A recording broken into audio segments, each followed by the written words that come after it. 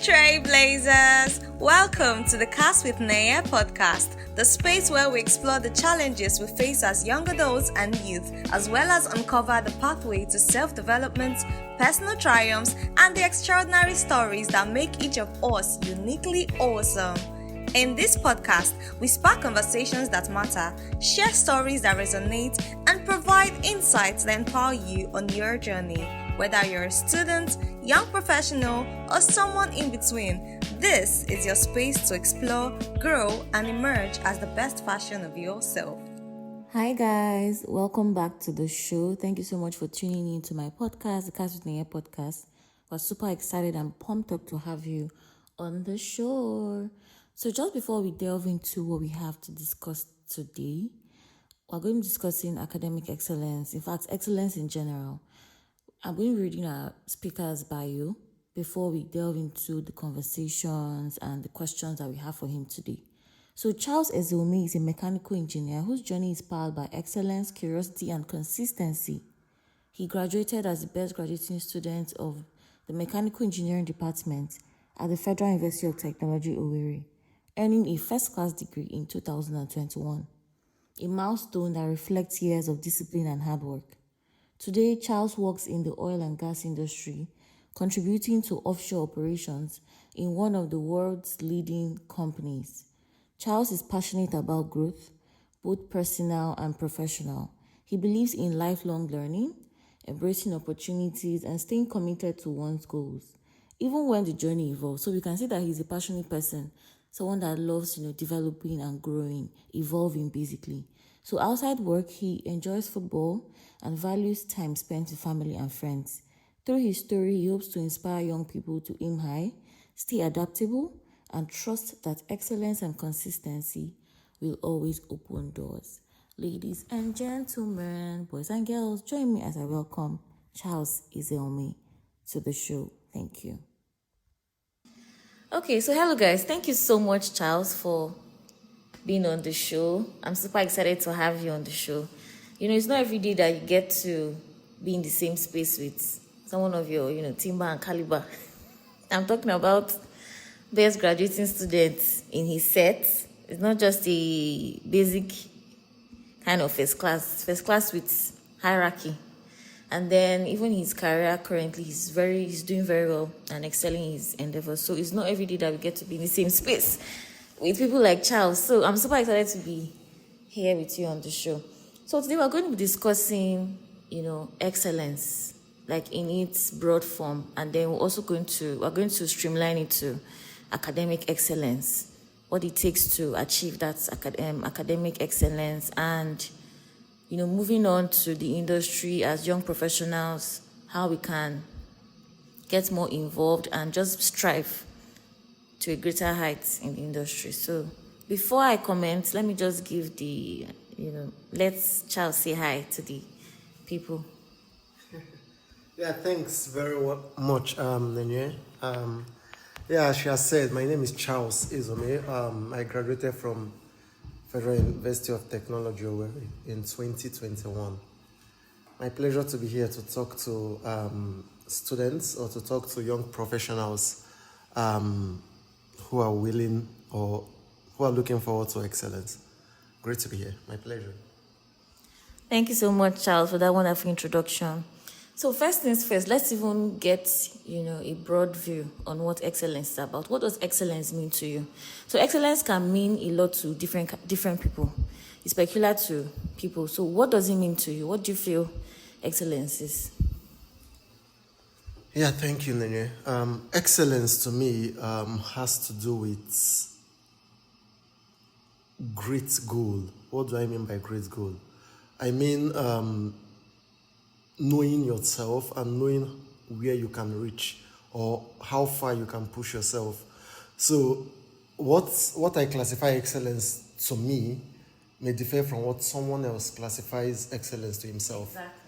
For instance, let's talk about sports generally. I play football, and my level of excellence in football will be me, putting in my effort in my own position, just pushing myself forward and trying to reach my great potential. So that will be me excelling in that particular career of mine.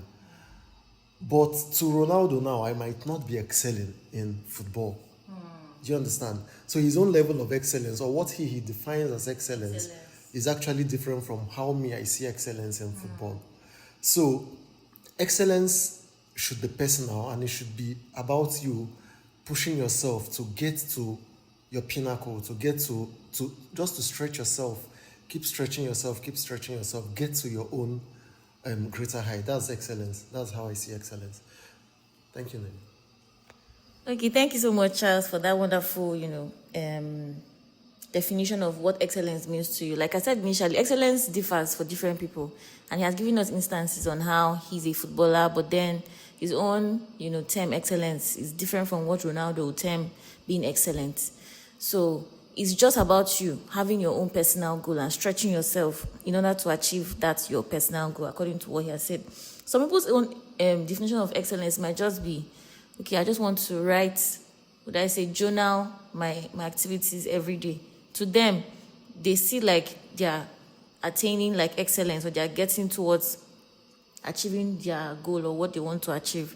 So like little steps for people is a way of getting to that excellent place that they want to be in. So, okay, thank you very much. So let us now streamline it to academic excellence. I know that in school you were a trailblazer. In fact, currently you are still a trailblazer. So for academic excellence, beyond grades, what do you think academic excellence is? And then do you think academic excellence is more about just being intelligent, or it's about consistency? So there are like two questions in one.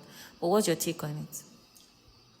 Okay, academic excellence to me, just like I explained previously, is actually reaching your peak in your academics, being an all-rounder, knowing your strengths, and actually stretching yourself to get to the peak. You have to stretch yourself to get to the peak. Once you get to your peak, you've attained excellence. And how do you get this academic excellence? Two things. I think it's actually a blend of the two, of both intelligence and consistency. You have to be intelligent, number one. Everybody, I believe everybody except you have like a brain dysfunction is actually intelligent in his or her way. Some people are good in art, some people are good in science. I was so good in mathematics and science-related courses. So, but I didn't just say, okay, since I know I'm good here, I just relax and just got anything. You have to stretch yourself. You have to know you can do more. You have to know you can push. And when you keep pushing, when you keep moving, that's how consistency comes in. So you have to be consistent with, number one, your focus. You have to be consistent with your mindset. You have to be consistent with your hard work. You have to know that when you get back from lectures, you have to read, you have to do your assignments, you have to make sure you are there. So, but if you're not too, let's say, academically sound, you can still get to your own pinnacle, and that will be you excelling in your own level. Do you understand? So when you push yourself to your limits, you've attained excellence. Everybody is created differently. Some people are blessed with the gift of words. Some people are blessed with the gift of maybe retaining things, or like knowing how to solve complex mathematical problems and all that. Some people are blessed with singing. So, but everybody can learn at least something from almost every field. So, stretching yourself to your greatest limits is excellence. So I urge everyone listening to this show to be consistent in whatever they do. Since we're talking about academic excellence here, I just want you to be very consistent with your academics. Make sure you go for your lectures, make sure you read your books, make sure you do your assignments, you go for your practicals, and just make sure you are on top, stretching yourself and not being lackadaisical about the whole thing. Yeah, that's my take on this. Thank you very much once again. So just like he has rightfully said, academic excellence is a blend of both intelligence and consistency, because you cannot just say, everybody is intelligent. There's nobody that God created except you have, just like you said, a brain dysfunction. Everybody is intelligent. It's just left for you to harness it or leverage on what you have to get what you want. So there's that intelligent part, and then there's consistency. There are people that are just born naturally very, very brilliant. They have this maybe photographic memory. They just see things, they're able to just calculate on the spot, or they have strong retentive memory. But over time, if they just relax and say, okay, this is my own special gift, they're not really leveraging or they're not growing, developing themselves. Sometimes they might start stalling. Like it might just start becoming very, rusty. Yeah. So it comes with consistency. That's why you see a lot of times when people that are not really maybe to them, or would I say, maybe they might say, I was not really born naturally intelligent, which I know is not true. Over time, when they see when they're now getting consistent in doing a particular thing, they now become better, more stronger, more, firm in whatever they are doing, and then they tend to get to that excellent place that they want to be. So at what point, did you realize that academic excellence was achievable for you? Like, let's say in school now, at what point were you like, it has to be first class or not, That's beautiful. Okay. Let me even go further back. I was born and brought up in Abuja, and from a very tender age, my mom was a teacher. So she discovered me very early, quite early, that I was very sound. I picked things very easily, especially academic stuff. So I was being nurtured, I was being pushed by my mom. There was nothing I didn't hear from her about excellence or achieving greatness through academics. So I come from a very humble background, and I actually wanted our story to change. And the only means possible as at then was to achieve academic excellence. So I kept pushing myself, I kept getting encouragement from my mom, and kept pushing myself. So when I kept pushing myself, I started seeing the results. I was always coming top of my class or just one step below. I transitioned to secondary school. I went to a very competitive secondary school. I kept stretching myself, kept pushing myself, trying to challenge myself. And also my classmates were also putting me on my toes. So I kept reading, I kept pushing. So as I was pushing, I was seeing the results. I was coming out top or just below top, going for competitions, representing my state, national level and all that. So I was seeing the results, so I knew it was achievable. So before I entered the uni, yeah, exactly. So before I entered uni, my mom was like, oh, you have to get a first class, you have the brain, just keep pushing. And I said, well, this is actually possible. In my year one, I had just 1B in GST, English language, use of English. So I saw, and I was on a 4.9. I said, wow, this is actually possible. So a first class just means you getting A's, and that's the first class, just for me to get A's. And I said, well, this is very achievable. I can read to have an A. And that was how I kept reading, I kept pushing myself, and actually achieved it. So yeah, it's very, very achievable. I keep telling people, some persons I've mentored, or I had mentored in school, that these things are actually very easy, especially if you're average and you're consistent.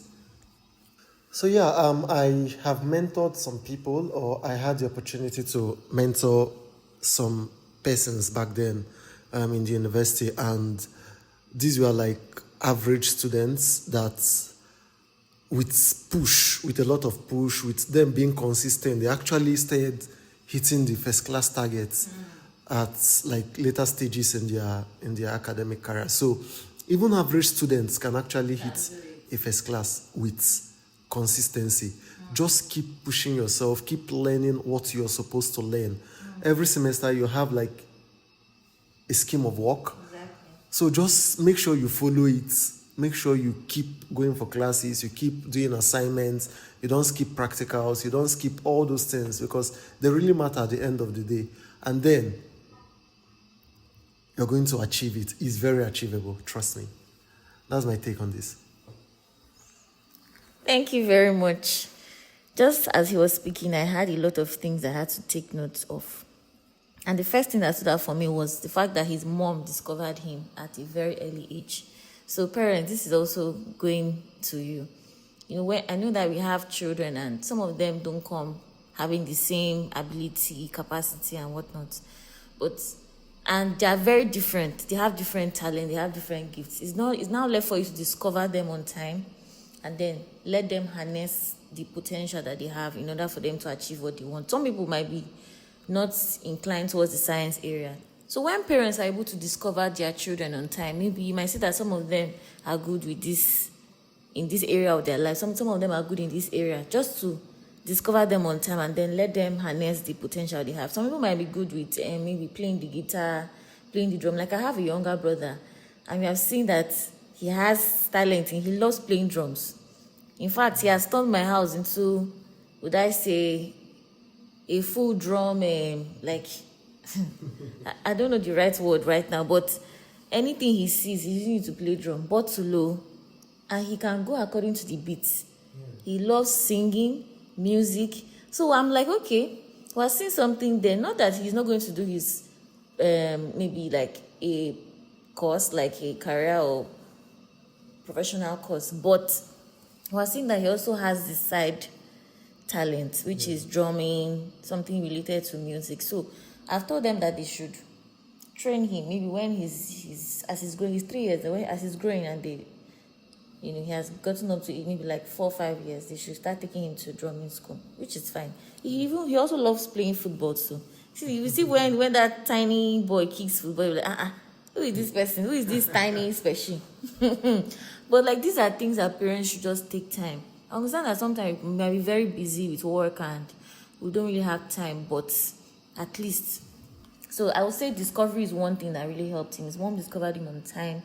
And then secondly, his words. Your mom kept encouraging you. She saw that, would I say, shining light in you. And she said that you have the brain for it, that you can do it. So words of affirmation sometimes, the way you encourage people, the way you talk to people, it acts as a booster. It boosts you into, doing, like it pushes you, even if nobody else. Sometimes, even when you don't even believe in yourself, because other people believe in you, there's this, it springs you into action. Then another thing that's for me, he said desire. So he had a desire to change where he was currently at to where he wants to be. So if you don't have that mindset or that desire to even change your status, you want to remain where you are, oh well and fine, you can remain where you are. But if that zeal is there, you're saying that this is where I am, I want to move from point A to point B, I don't want to be in point A forever. It can also act as a propeller to move you into where you want to be. Then healthy competition, the fact that he went to competitive schools, and then like I said, healthy competition. It's not like everybody, like they were dragging and they were so, maybe it was not becoming very unhealthy. But the fact that he saw people that were making him, like pushing him to do more. And he saw that what he was doing, the reading of his books, participating in class, going for classes, trainings, practicals, all those things that he was doing was bringing out results, was giving him desired results. Sometimes, like when you're doing something and you're getting results, and you say, they work, you continue doing it. In fact, you even add momentum, like you push yourself more because like they work. So like you want to do more. And then lastly, mindset. So when you see everything as achievable, when you see that mountain as just like a valley or a molehill, like you just see these things as little challenges. Like he said, it's not just to get A, also just to get A, and I'll get first class. Okay now. Even if A is from 70, my brother, get the A. A na A. Just get the A. So that was it, that he saw everything like that, and that's what kept him going.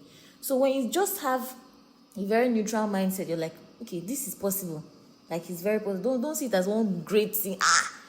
This first class, They say now only people will get brain, me I no get to. God forbid you have brain in Jesus' name.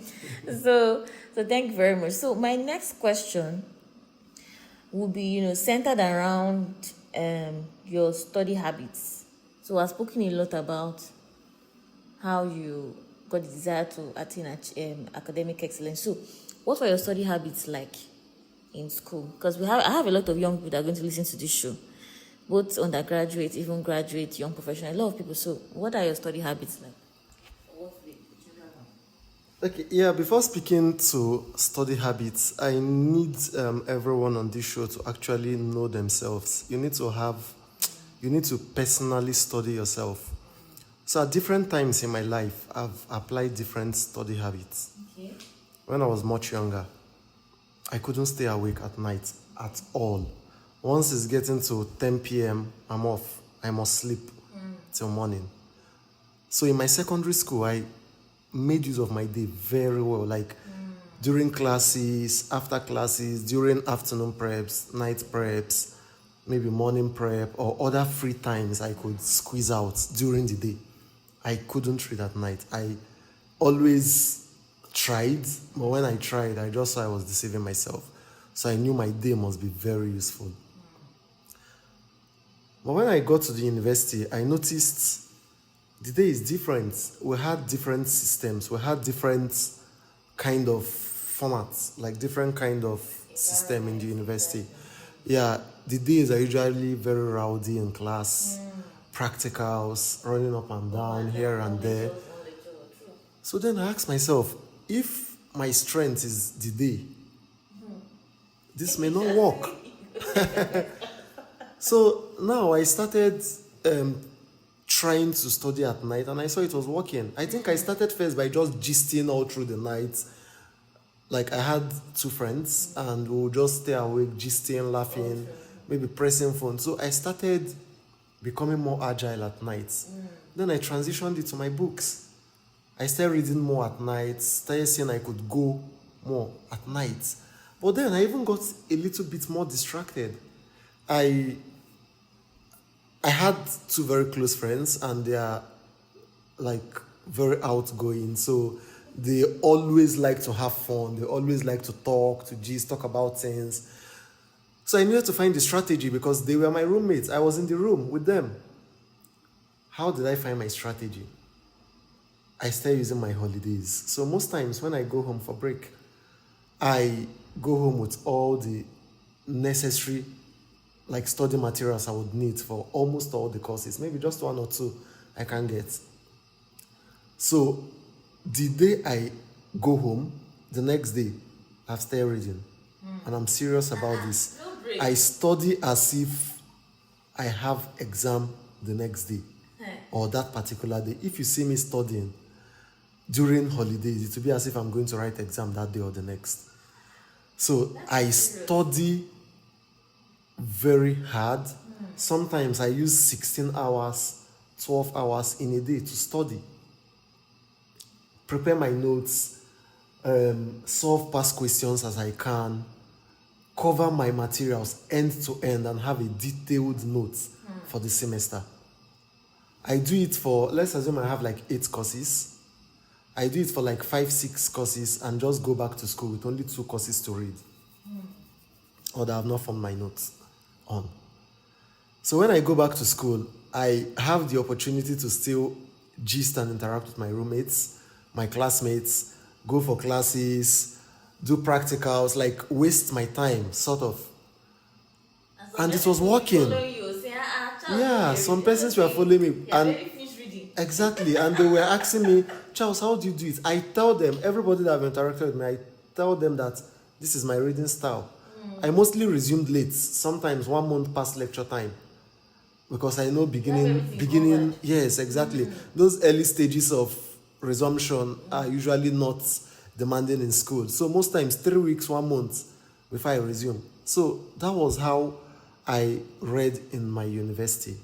I studied at home, self-taught. I go through materials, things I cannot understand, I just highlight them. I look for ways to understand them later on.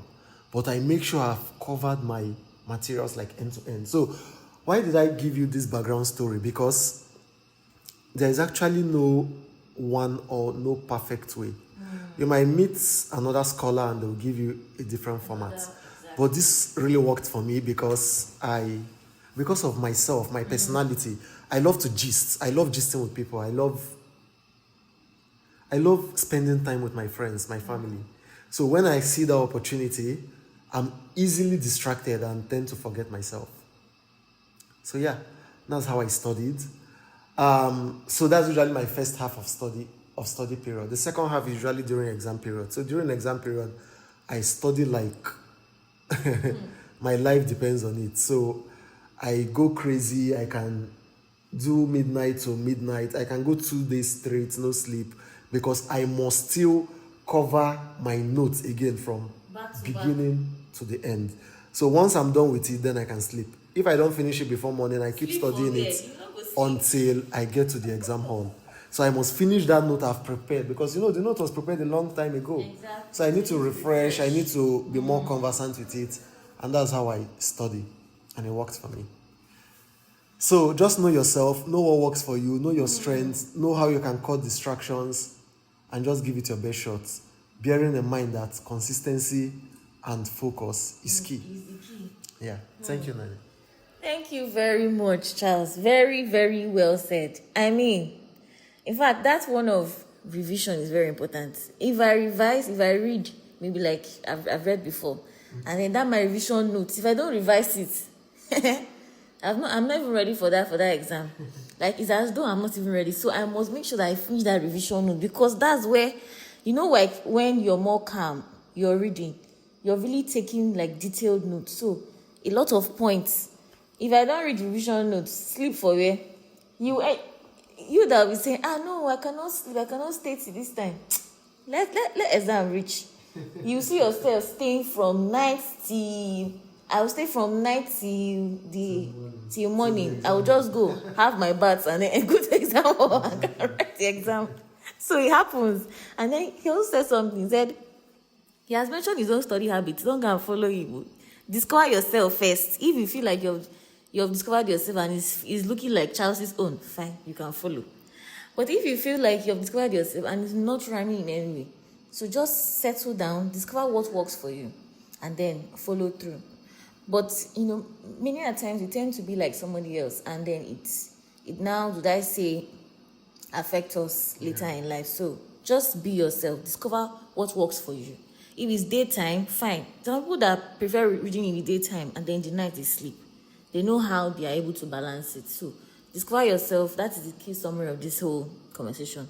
Discover yourself and then know what works for you, then follow through. So my next question was supposed to also be around, how you balance personal life and extracurricular with academic. But I think you already answered it. I don't think. Yeah, or do you want to say something else? Yes, already. Just add one or two things. Okay. Yeah, I already explained it in the previous one. So I'll make this one very quick. I always, first of all, I was seen as boring because I couldn't go for all events. I couldn't go for, I couldn't do some things that majority of students did. But I actually had fun in my own way. I had a PlayStation in school. I played game a lot. I played football. I never missed any of my football matches. I had where I got my form from. And I achieved that, still bearing in mind that I had to read and be on top of my game. So planning, which was why I always made sure I studied at home, so that when I come to school, I can gist. My own fun was gisting and playing football, playing game, playing football and gisting. That was my fun. That was fun to me, yeah. Okay, nice. So it's still centered around discovering, what works for you. So he saw that when he studied more in the house and then he comes back to school, he's able to balance his extracurricular with academic, because he has done a lot of work. While we were all playing, he has done his own work. So it's time for him to play. Okay.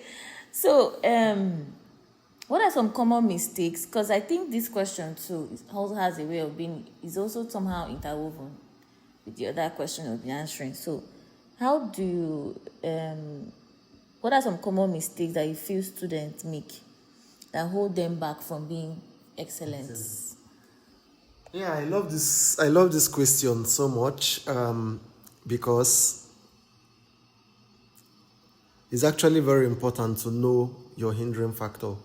So once you remove that hindering factor, you can go on to excel. The major reason students don't excel is lack of discipline. Clock it. Why do I say lack of discipline? Discipline is very important for every human. To achieve anything, you must be disciplined. Discipline brings about hard work. It brings about consistency. It makes you to throw away procrastination, because when you've disciplined yourself and you know, you've told yourself, I want to achieve this, I want to do this at this time. Exactly. Not Except, at another time. exactly, except there is a life-threatening event, or there is actually something critically stopping you from doing that. You just go ahead to do it and ignore your environment. Like I said, I read during the holidays. A lot of you will say that's impossible. That's when you have to go out, you have to catch up with friends, you have to sleep, you have to. But me, I told myself, if I don't do this now I won't be able to do it in school, because I know myself. Once you bring up gist, Charles is there, I'll start gisting and hearing and laughing. So I needed to be disciplined enough to get my and you had a things sorted out. Exactly, I had a goal from the very start to finish my courses before I go back to school. So if I don't finish it, I can't go back to school, which means I'm going to be missing a lot of lectures. If that goal was not even there, that drive to want to, move, not Exactly. Like, So you need to be disciplined. Know what works for you. Exactly. Discipline yourself to do it and make sure you do it. See it as a debt. See it like you're owing and you want to actually clear off. You want to pay. That's what discipline brings. It brings about responsibility, accountability to yourself, to your person. So that's the key factor to excellence. Discipline. Just discipline yourself and keep pushing. Thank you. Thank you very much. So to everyone listening, we all have different goals for the year. I mean, the year is still very fresh. So this conversation is such at a very right time. You have goals written down. People that want to do weight loss, God, I beg, help us. You need to discipline yourself. Even on days when you don't feel like, say, yeah, remember this is goal. So you need to push through. Yeah. And this goes to like a lot of other people that have written down things for themselves. It's not just enough to write it on paper. I always say follow up the vision with action. Exactly. So there has to be something that you're doing differently in order to achieve your goal. So that's just that about that. Were there moments where you almost gave up in school? You were like, oh, I don't tire. I don't think I can again. Like the can is no longer canning. Were there moments like that? And if they were, how did you push through? Also, what support system helped you push through while you were in school? Were you a lone reader or...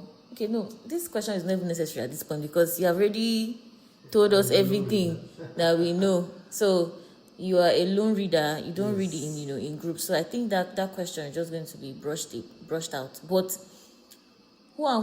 did you think you had like a support system in school? And were there moments where you almost gave up? How did you push through? Thanks, Nenye. Honestly, I wouldn't say there was any moment I almost gave up.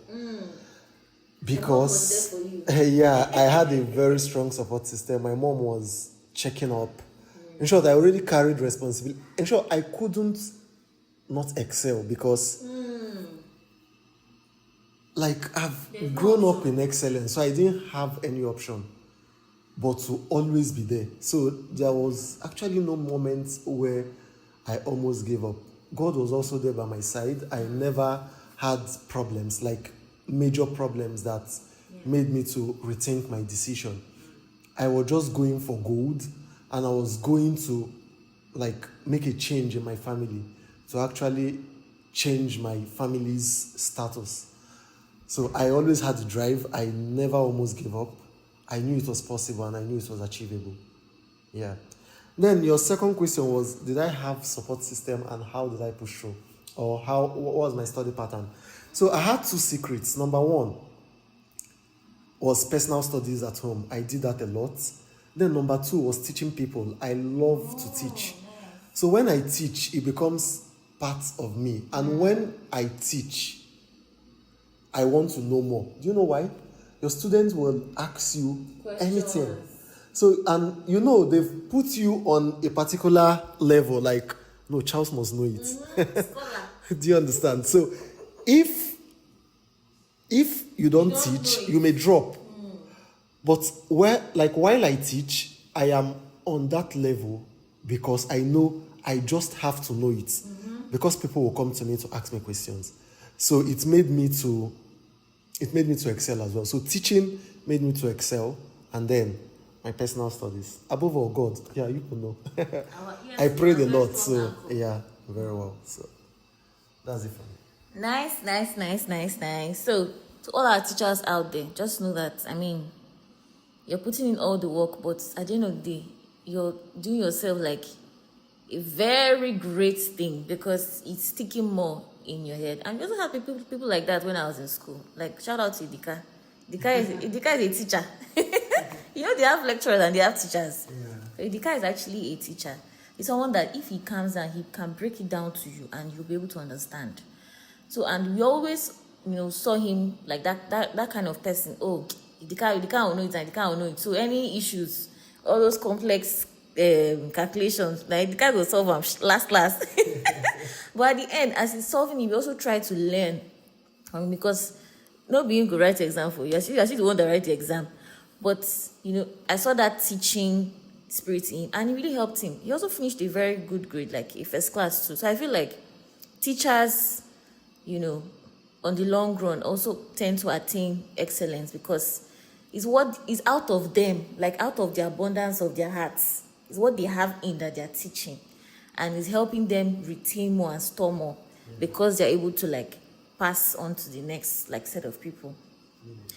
Okay. So thank you very much. Then another question I have for you. I think we're going to be drifting away from, school.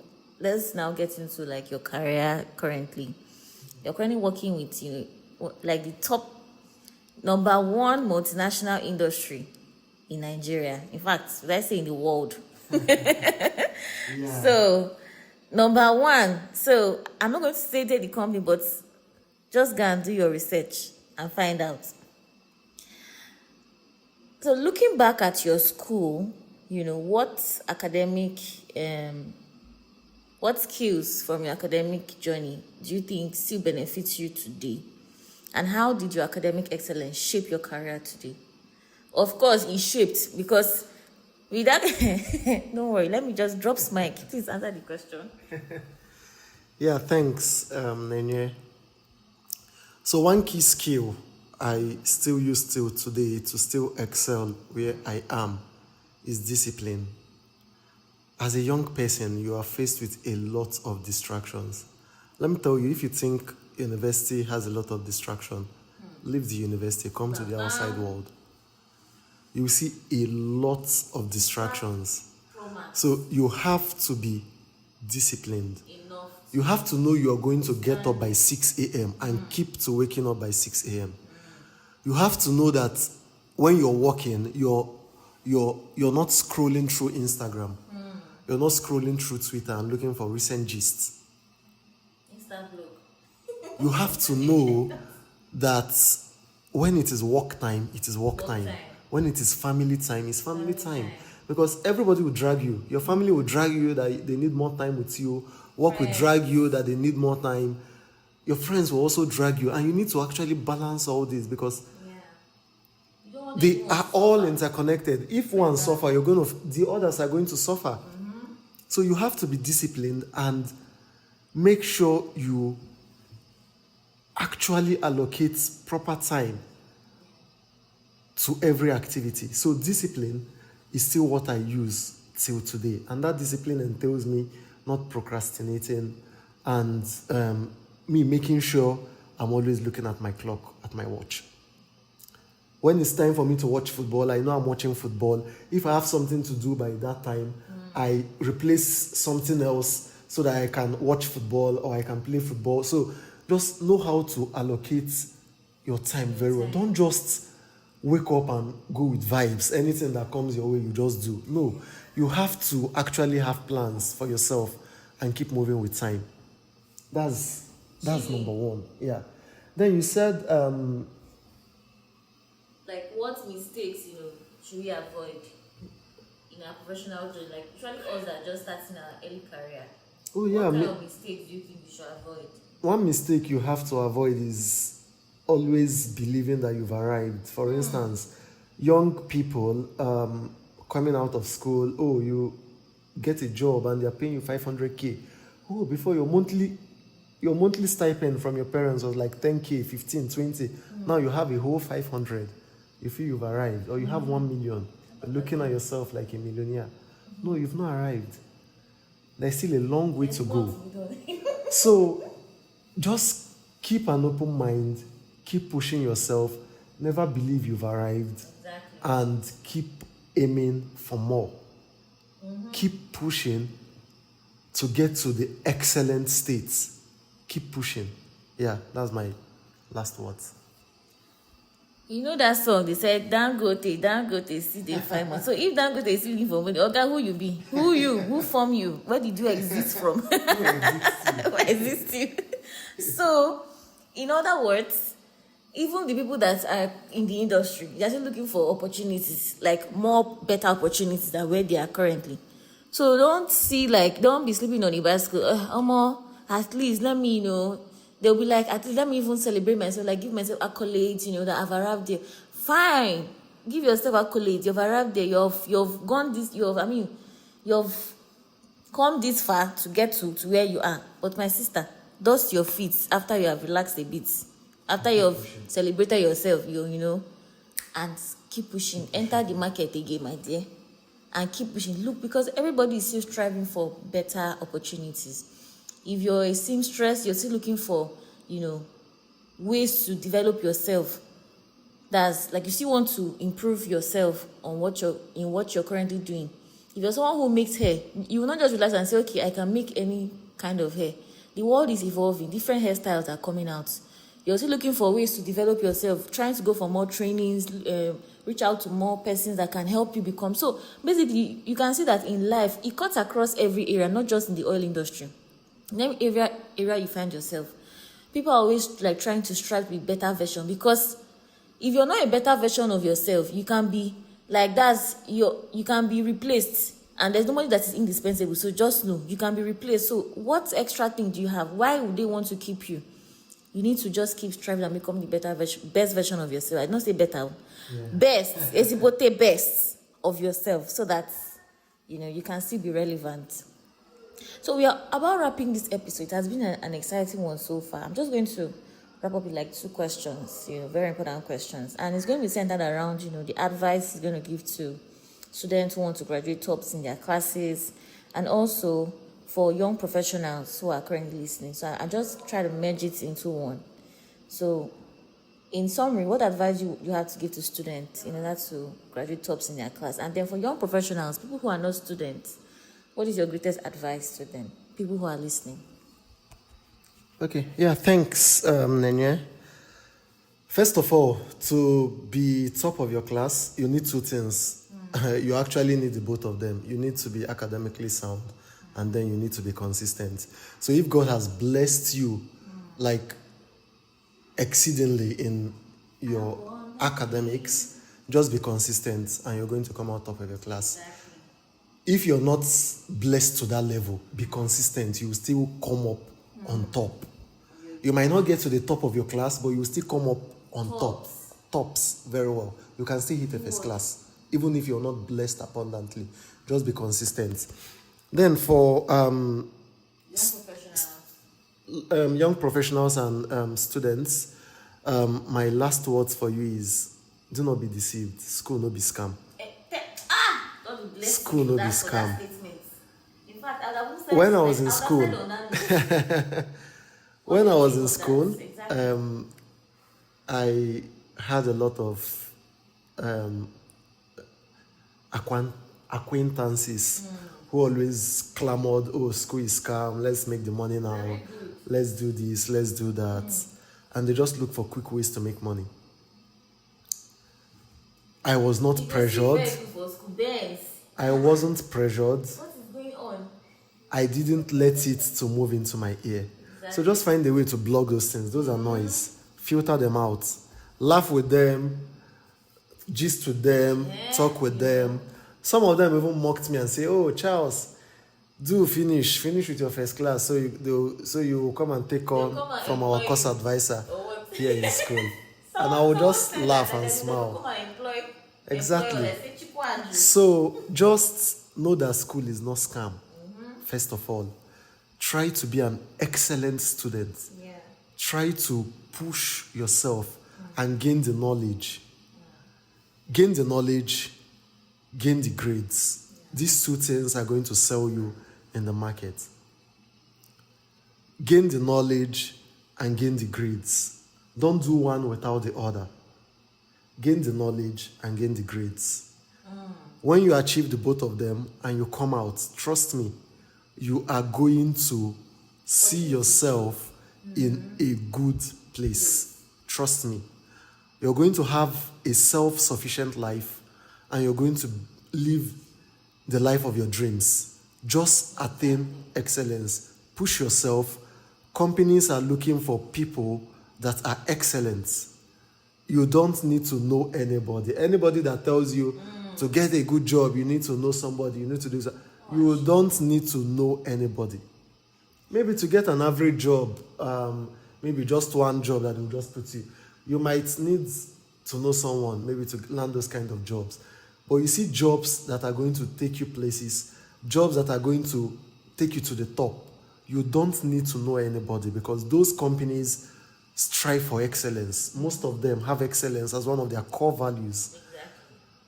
So the three companies I've worked with all had excellence as one of their core values. So strive for excellence and those companies will fish you. See you guys at the top. I know some excellent students that are going to listen to this, some excellent people that are going to listen to this are still going to come in contact with me at the top.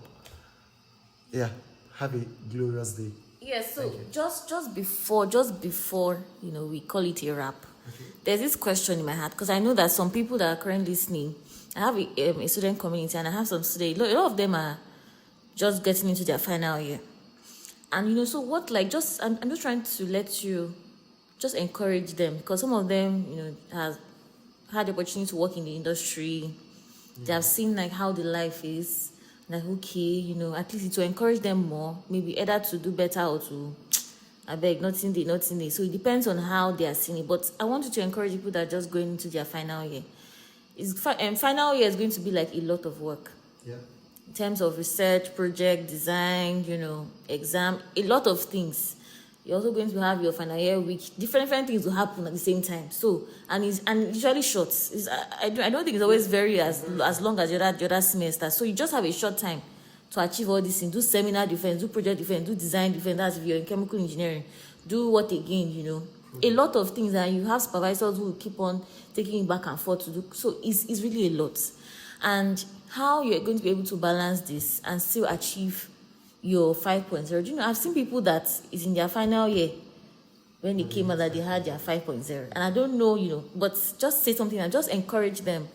You're entering final year now, but it's still possible to combine a lot of that and still be excellent. Yeah, very true. So the final year, guys, trust me, final year is one of the easiest level you can find yourself in, first of all. That's coursework-wise. You have less courses to do. Your lecturers already see you guys as, these are big guys and big girls already leaving the school. Let's not stress them. Let them just do their things and leave. But final year is also another level where you are most easily distracted one and where you feel so lackadaisical about schoolwork. It almost happened to me in final. Final year, I didn't have the enthusiasm again to study. I was just studying because, I just need to study. But that zeal and this thing is usually not there in final year. I don't know. I'm sure a lot of people are also passing through this phase. Face your projects. Make sure you are in good terms with your supervisor. Make sure you are aligned properly with your supervisor. Make sure he buys your idea. Make sure you guys are aligned. Close out your project. Try as much as possible to participate in your final year week, because you might crave for it again and never get it. Participate in your final year week. Get your pictures. Keep it in your gallery. Store it in your cloud. You show your children and your loved ones later in life. But still bear in mind that this final year is actually the easiest. So you need to smash your 5.0 this semester, or in this your last year in school. It's usually very easy. Most times what is being set is assignments, coursework, what your lecturers have taught you in class. So it's usually nothing cumbersome and nothing strange. Focus on what they are teaching you in class. Go through exam past questions for like 2-3 years.